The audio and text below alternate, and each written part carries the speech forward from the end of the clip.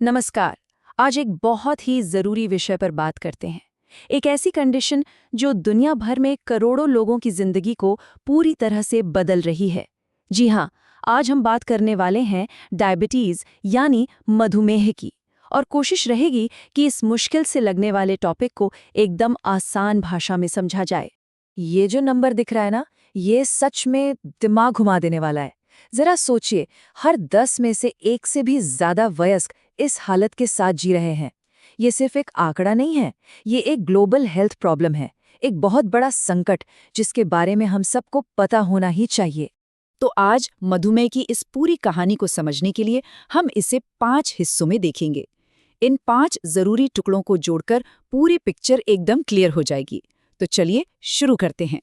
तो सबसे पहला सवाल, आखिर ये मधुमेह है क्या? मतलब शरीर के अंदर ऐसा क्या होता है जिसे हम डायबिटीज कहते हैं? देखिए, इसको ना एक आसान तरीके से समझते हैं। हमारे शरीर के सेल्स को ना एनर्जी के लिए चाहिए होती है चीनी यानी ग्लूकोज। अब इंसुलिन वो चाबी है जो इन सेल्स का ताला खोलती है ताकि चीनी अंदर जा सके। डायबिटीज में बस यही गड़बड़ हो जाती है, या तो शरीर ये चाबी बना ही नहीं पाता या फिर सेल्स के ताले ही खराब हो जाते हैं। ठीक है, तो अब ये तो समझ आ गया कि डायबिटीज क्या है, पर कहानी यहीं खत्म नहीं होती। असल में डायबिटीज का सिर्फ एक ही चेहरा नहीं है, इसके कई अलग अलग रूप हैं।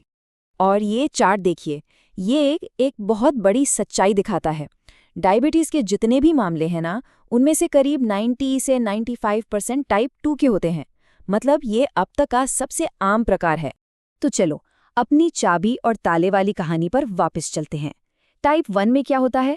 शरीर इंसुलिन वाली चाबी बनाना ही बंद कर देता है। और टाइप 2 में चाबी तो बनती है, लेकिन सेल्स के जो ताले हैं ना, वो ठीक से काम नहीं करते। इसी को इंसुलिन रेजिस्टेंस कहा जाता है। और बात यहीं तक नहीं है।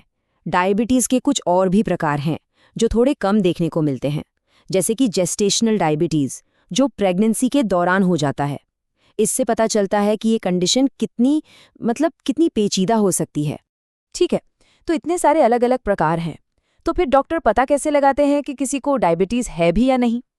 चलिए अब इसके डायग्नोसिस यानी निदान की प्रक्रिया को समझते हैं। तो देखिए, डायबिटीज को कंफर्म करने के लिए डॉक्टर्स के पास मुख्य रूप से ये 4 तरह के टेस्ट होते हैं। इनमें से जो HbA1c टेस्ट है ना, वो एक जासूस की तरह काम करता है। ये सिर्फ एक दिन का हाल नहीं बताता, बल्कि पिछले 3 महीनों की पूरी कहानी सामने रख देता है। इससे डॉक्टर्स को ब्लड शुगर का एक लॉन्ग टर्म सही अंदाजा मिल जाता है। तो अगर HbA1c का नंबर 6.5% या उससे ऊपर आता है तो मतलब डायबिटीज है। लेकिन यहाँ पर ना प्री डायबिटीज वाली रेंज पर गौर करना बहुत जरूरी है। ये एक पीली बत्ती की तरह है, एक चेतावनी कि अभी भी मौका है, लाइफस्टाइल में बदलाव करके डायबिटीज को रोका जा सकता है। और हाँ, ये एक बहुत ही जरूरी बात है। घर पर जो फटाफट वाले फिंगरस्टिक टेस्ट होते हैं ना, वो अपनी शुगर मॉनिटर करने के लिए तो ठीक है, पर उनसे पक्का पता नहीं चलता। ऑफिशियल डायग्नोसिस के लिए हमेशा एक सर्टिफाइड लैब का टेस्ट ही भरोसेमंद होता है। चलिए अब इस बातचीत के सबसे सीरियस हिस्से पर आते हैं। अगर डायबिटीज को कंट्रोल न किया जाए तो क्या हो सकता है?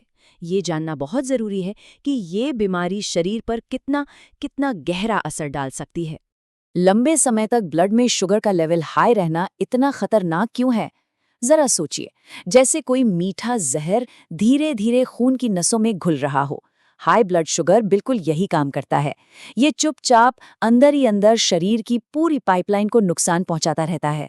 सबसे पहला हमला होता है शरीर की सबसे छोटी, सबसे नाजुक खून की नलियों पर। इससे क्या होता है? आंखों की रोशनी जा सकती है, किडनी फेल हो सकती है, नसों को नुकसान पहुंच सकता है। और यही वजह है कि डायबिटीज में घाव भी बहुत धीरे धीरे बढ़ते हैं।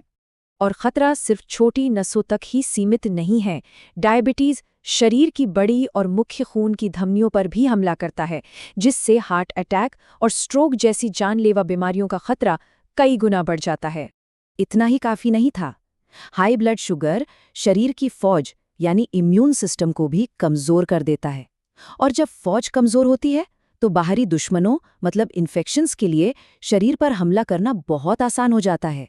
और अब हमारे आखिरी हिस्से में चलिए ये देखते हैं कि जब डायबिटीज वाला कोई इंसान अस्पताल में भर्ती होता है तो चीजें कैसे और क्यों बदल जाती हैं। सोचिए, अस्पताल में भर्ती होना अपने आप में एक चैलेंज है। बीमारी का स्ट्रेस, खाने पीने में बदलाव, ये सारी चीजें मिलकर ब्लड ग्लूकोज के लेवल को एकदम से ऊपर नीचे कर सकती हैं। इसीलिए डॉक्टरों को इलाज के तरीके में बहुत सावधानी से बदलाव करने पड़ते हैं। आजकल की मेडिकल साइंस ना समस्या आने पर समाधान ढूंढने वाले तरीके से आगे बढ़ रही है। मतलब सिर्फ शुगर बढ़ने के बाद इंसुलिन देने की बजाय अब डॉक्टर एक प्रोएक्टिव, एक पहले से सोचा समझा प्लान बनाते हैं ताकि शुगर लेवल को कंट्रोल में रखा जा सके और वो बढ़ने की नौबत ही ना आए। इसका एक उदाहरण देखिए। सर्जरी से पहले मरीज की सेफ्टी के लिए कुछ दवाइयां जैसे कि मिटफॉर्मिन या SGLT2 इनहिबिटर्स ऑपरेशन से कुछ दिन पहले ही टेम्परेरी तौर पर बंद कर दी जाती हैं। और हम अपनी बात को इसी एक बड़े सवाल पर ख़त्म करते हैं। जैसे जैसे डायबिटीज़ के मामले बढ़ते जा रहे हैं, हमें सोचना होगा कि भविष्य में हम इस चुनौती से कैसे निपटेंगे।